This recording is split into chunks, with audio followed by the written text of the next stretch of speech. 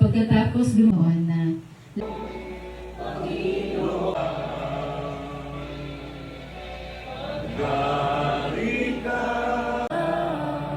Para po ito na ni Bishop. Sige po, bago po na maglingkod. Pag ang saro ng Krisyano, may Diyos, anong paragitan mo?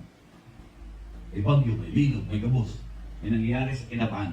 Ang Diyos ang may konklusyon ng impiro. Kung gusto ka nakawa ko ni Lord, ngayon mismo, taon-taon, tagal, tatagabi, pwede magturog ka, dahil ka na magmata. Wala kasi kapangyarihan sa buhay ka nini. Kung pamatahong ka pa sa Diyos. Kaya nga sabi ko, every gising is a blessing. Lunes na lunes, pag mata mo, ibukit na sinilog sa na pag-worship kay Lord. Jesus, pasalamatan na isin ako dapat. Pwede hindi ka na nagmata ka kanina, noon yan. Pero pinamata ka pa si Diyos.